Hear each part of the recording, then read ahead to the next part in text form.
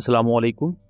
Welcome to AM रात। दोस्तों, Indian Army की वेस्टर्न कमांड के GOC lieutenant general Manoj Kumar Kathiya, उन्होंने रिसेंट एक स्टेटमेंट दिया राम प्रहार एक्सरसाइजेस के दौरान, और इस स्टेटमेंट में उन्होंने ये कहा कि अगर हमने ऑफेंसिव लॉन्च करना है पाकिस्तान के खिलाफ तो रिवर क्रॉसिंग उसमें इन्वॉल्व होगी, यानी कि जो चिनाब, रावी और सतलुज जैसे रिवर्स हैं, इनसे पीछे वाला जो पाकिस्तानी एरिया है वो कैप्चर किया जाए। देन इन रिवर्स पर क्रॉसिंग्स कायम की जाएं, या जो ऑलरेडी क्रॉसिंग्स मौजूद है उनको क्रॉस करते हुए आगे भी पाकिस्तान के एरियाज में जाके लैंड कैप्चर की जाए, और उनके नज़दीक यही वाहिद रास्ता है पाकिस्तान को डेटर करने का।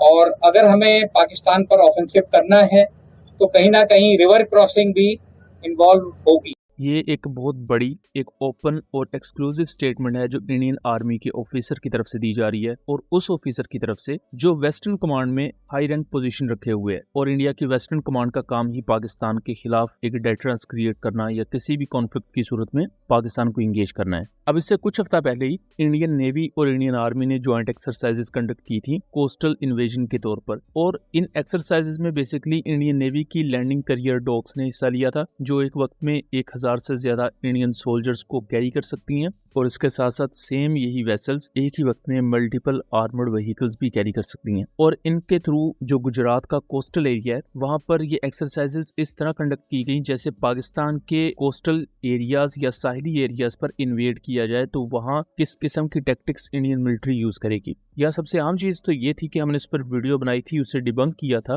प्रूफ्स के साथ कि पुराने दौर में कोस्टल इन्वेजन आसान हो जाते थे। उसकी वजह यह थी कि पुराने दौर में कोल्ड वॉर में, खास तौर पर, या कोल्ड वॉर से भी थोड़ा पहले 1950-60s के ईरा में, उससे पहले कि उस वक्त लॉन्ग रेंज एंटीशिप मिसाइल्स नहीं थे, इलेक्ट्रॉनिक वॉरफेयर उस वक्त इजाद ही नहीं इस तरह हुई थी, ये डोमेन होती ही नहीं थी, और जो ज्यादा रिलाय होता था वो आर्टिलरी पर होता था, और जो आपकी लैंड फोर्सेस थी उन पर होता था। नेवी भी उस वक्त बहुत ज्यादा एडवांस स्टेजेस पर नहीं थी, इसलिए एनिमी के पास चांसेस होते थे कि वो दुश्मन की टेरिटरी के करीब आए, उनके साहिली एरियाज पर अपनी फौजें उतारें और उनको इन्वेड कर दें, और या उन पर एक ऑफेंसिव लॉन्च कर दें। लेकिन आज के मॉडर्न दौर में जब एंटीशिप मिसाइल्स आ चुके हैं, लॉन्ग रेंज स्ट्राइक कैपेबिलिटीज आपके पास मौजूद है कि आप कई 100 किलोमीटर दूर बैठे ही अपने टारगेट्स को हिट कर सकते हैं, तो उस दौरान अपने एनिमी के कोस्टल एरिया पर आना व उनको उनकी सरजमीन पर आके इन्वेड करना, ये इम्पॉसिबल हो चुका है। आज तक रशिया भी ऐसा नहीं कर सका कि यूक्रेन के कोस्टल एरियाज पर अपनी एम्फीबियस शिप्स लेकर जाए और उन्हें इन्वेड करे, क्योंकि उससे इनका ही ज्यादा नुकसान होगा, वो उल्टा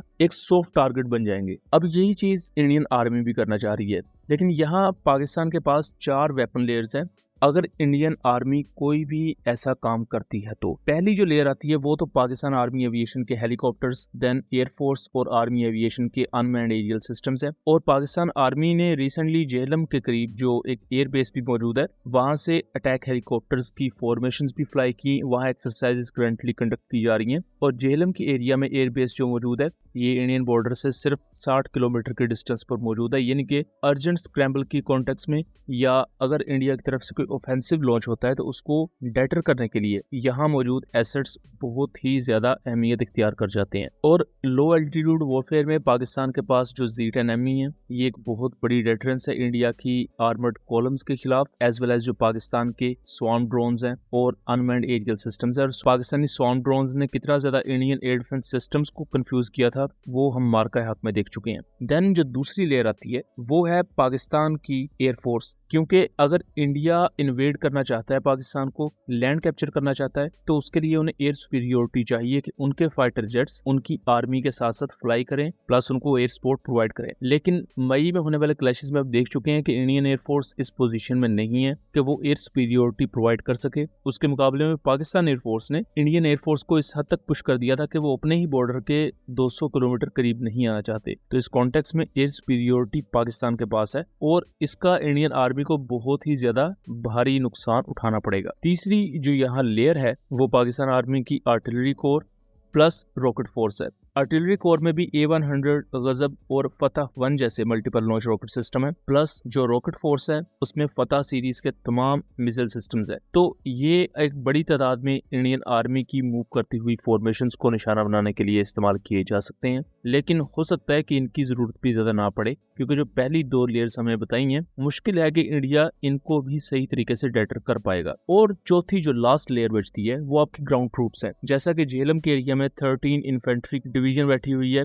देन इसी एरिया में प्रॉपर कोर बैठी हुई है। तो उनका जो पूरा इक्विपमेंट है, उनके पास भी आर्मर्ड कॉलम्स हैं and just you name it कि हर किस्म का इक्विपमेंट जो सारी बात इंडिया के पास मौजूद है, पाकिस्तान भी वो पोजेस करता है। तो अगर वहां तक जंग जाती है तो वो ज्यादा ब्लडी होगी, वो ज्यादा मैस उसमें क्रिएट होगा। बट दोबारा हम यही बात कहना चाहेंगे, ये इंडियन जनरल जो ये बात कर रहे हैं, बेसिकली वो उनकी अपनी एक मेंटेलिटी शो करता है कि उन्हें पता है कि पाकिस्तान को वो डेटर नहीं कर सके। तो जो उनके पास लास्ट ऑप्शन है वो यही कि पाकिस्तान के किसी एरिया पर कब्जा किया जाए, क्योंकि अदरवाइज अगर वो कुछ भी कर लेते हैं तो जंग के आखिर में ये उनकी हार ही तस्वर होगी, अनलेस के वो कोई एनिमी की टेरिटरी को कैप्चर कर ले। सो दोस्तों, ये था एक एनालिसिस। उम्मीद करता हूँ चीजें क्लियर रही होंगी। वीडियो पसंद आई हो तो इसे ज्यादा से ज्यादा शेयर कीजिएगा ताकि इस तरह की मजीद इन्फॉर्मेटिव वीडियोस हम आपके लिए लेकर आ सकें। मिलेंगे अगली वीडियो में, तब तक के लिए अल्लाह हाफिज।